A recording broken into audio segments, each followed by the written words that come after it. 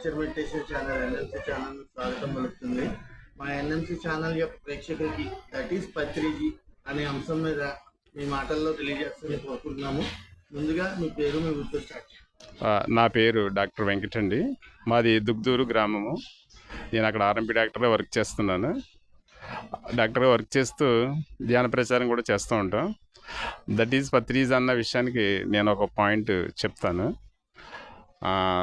Sir నాకు పరిచయం 2008లో జరిగింది.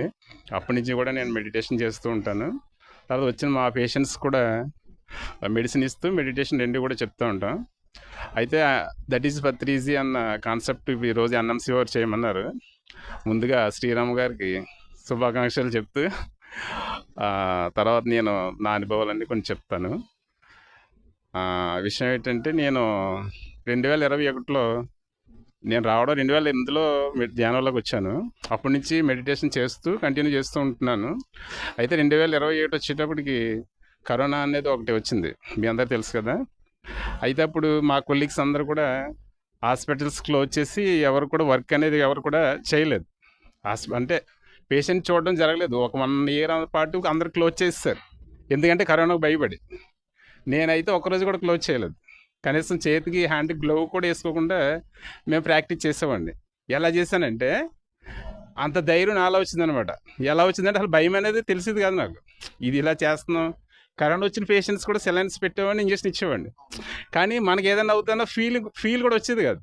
అది ఎలా రాలేదంటే, మెడిటేషన్ ద్వారా ఫీల్ రాలేదు నాకు. ఆ ధ్యానం చేయడం వల్ల అదొక ధైర్యం అనమాట. ఆ ధైర్యం ఎలా వచ్చిందంటే ఈ మెడిటేషన్ వల్ల. అది ఎలా పరిచయం అయింది? గురువు గారి వల్ల. అది కూడా పత్రిజీ గారి వల్ల. ఆ ధైర్యం కాన్సెప్ట్ రావడానికి కారణం గురువు గారు. అది దట్ ఈజ్ పత్రిజీ. నెక్స్ట్ ఇంకొకటి నాకు బాగా నచ్చిన పాయింట్ ఏంటంటే, ఆయన ఎక్కువగా ధ్యానం చేసినా చేయకపోయినా పర్వాలేదు, మూగజీవాలను హింసించరాదు, మీరు ఎప్పుడు శాకాహారం భుజించాలన్న కాన్సెప్ట్ బాగా నచ్చింది నాకు. ఫస్ట్ మీరు ధ్యానం చేసినా చేయకపోయినా పర్వాలేదు, కానీ జీవులు హింసించకూడదు, శాకాహారం భుజించాలన్న కాన్సెప్ట్ బాగా నచ్చింది. అది ఎలా నచ్చిందంటే, ఇప్పుడు నేను శాకాహారిగా మారి దగ్గరగా 20 సంవత్సరాలు అవుతుంది. అదే నేను శాకాహారిగా మారకుండా ఉండుంటే ఇప్పటికి నా ద్వారా ఎన్ని కోళ్ళు, ఎన్ని చేపలు, ఎన్ని చంపవలసి ఉంటుంది. అలాగే మొత్తం రాష్ట్రం అంతా చూసుకుంటే ఎంతమంది మెడిటేషన్లోకి వచ్చి శాకాహారిగా మారిన వాళ్ళు ఉన్నారు కదా. వీళ్ళందరి ద్వారా కూడా ఎన్ని జీవాలు ఈ భూమి మీద జీవించగలుగుతున్నాయి. అదే పత్రిజీ గారు కనుక ఈ కాన్సెప్ట్ అనేది తీసుకురాకుండా ఆయన ఎవరికి వివరించకుండా ఉంటే మనం ఎప్పుడు కూడా మాంసాహారులుగా ఉండేవాళ్ళం. అప్పుడు ఏమవుతాయి, ఎన్ని జీవాలు చంపబడి ఉండేవి. ఇప్పుడు ఈయన ఈ కాన్సెప్ట్ తీసుకుని ఇదంతా ప్రచారం చేయడం వల్ల ఎంతోమంది లక్షలాది మాస్టర్స్ ఒకవేళ మెడిటేషన్ చేయకపోయినా శాకాహారిగా జీవించే వాళ్ళు ఎంతో. నేను ఇప్పుడు సారు నిజంగా మీరందరూ కూడా ఇలా వెజిటేబుల్స్ తినండి, లేదంటే శాకాహారంగా జీవించడం అన్న కాన్సెప్ట్ కానీ మనకి అందించకపోతే, ఇప్పుడు ఇంచుమించు ఫస్ట్ ఆయన ఒక్కరే ఇప్పుడు లక్షలాది మంది మాస్టర్స్ రెడీ అయ్యారు. కానీ వీళ్ళందరూ ఏంటంటే అందరూ కూడా శాకాహారులుగా మారారు. వీళ్ళందరి వల్ల కూడా ఎన్ని మూగజీవాలు ఆనందంగా జీవించగలుగుతున్నాయి. అది జీవించగలుగుతున్నాయంటే దట్ ఈజ్ పత్రిజీ. ఆ కాన్సెప్ట్ నాకు బాగా సెట్ అయింది, బాగా నచ్చింది కూడా. మెడిటేషన్ కన్నా ఫస్ట్ ఇంపార్టెంట్ ఏంటంటే శాకాహారం అన్నది చాలా బాగా నచ్చింది. ఇంకొకటి ఏంటంటే, మనం ఎలా జీవించాలి, ఎలా జీవించకూడదు అన్నది కూడా మెడిటేషన్లోకి వచ్చిన తర్వాతే మనం నేర్చుకోగలిగాం. ఫస్ట్ జీవించే వాళ్ళం కానీ అస్తవ్యస్తంగా ఎలా అంటే, ఈరోజే పని చేస్తున్నామంటే మన పని ఒకటి, మన ఆలోచన వేరే చోట. ఇప్పుడేంటి ప్రజెంట్ ఏ పని అయితే చేస్తున్నామో అక్కడే ఉండగలుగుతున్నాం. అది కూడా అది ఎలా వచ్చింది మనకి ధ్యానం చేయడం వల్లే. That is Patriji. అది కూడా సార్, మీరు చిన్నప్పటి నుంచి అంటే స్కూల్లో కావచ్చు, కాలేజెస్లో కావచ్చు, మీరు ఎదుగుతున్నప్పుడు మీకు ఎంతోమంది గురువులు మీరు ఎదుర్కొని ఉంటారు.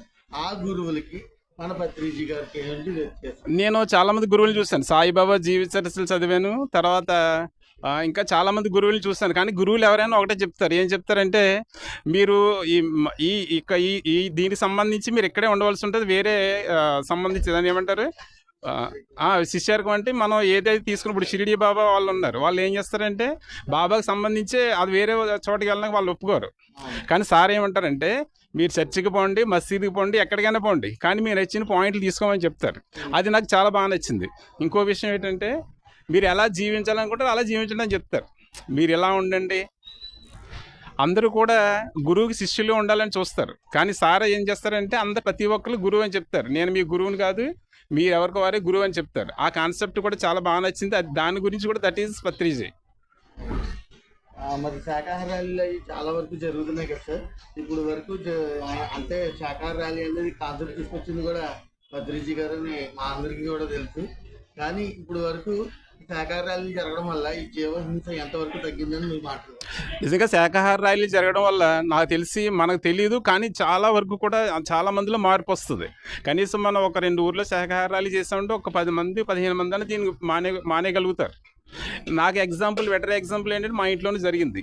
నేను మా వైఫ్ ఫస్ట్ శాకాహారులుగా మారిన తర్వాత మా అమ్మగారు నాన్నగారు కూడా మమ్మల్ని చూసి వాళ్ళిద్దరు కూడా శాకాహారులుగా మారారు. అది కూడా దట్ ఈస్ పత్రిజీ. ఇప్పుడు మేము చేంజ్ అయిపోతే వాళ్ళు చేంజ్ అవ్వరు. నిజంగా అది చాలా ఎక్సలెంట్ అనమాట.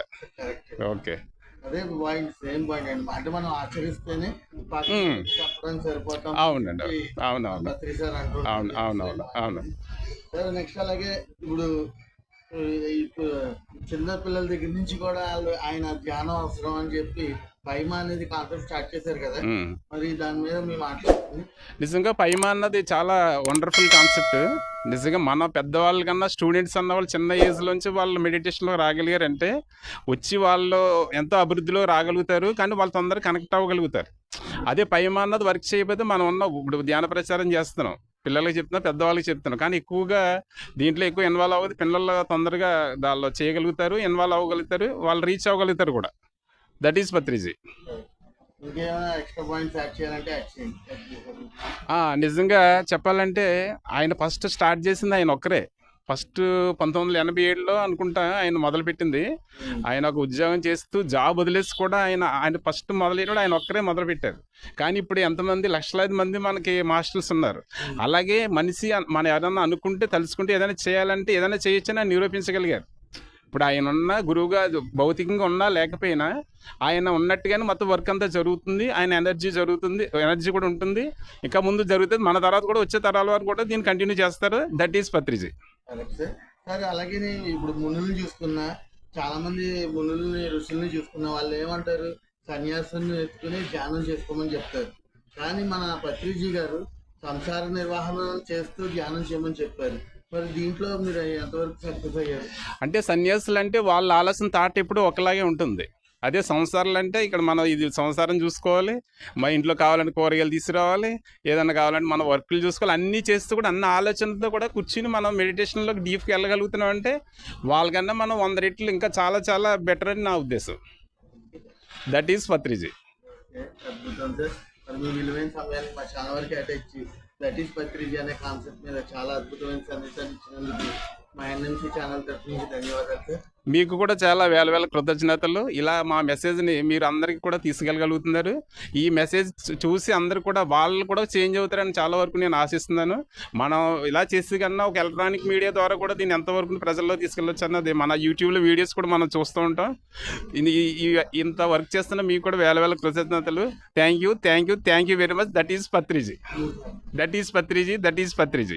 Thank you very much.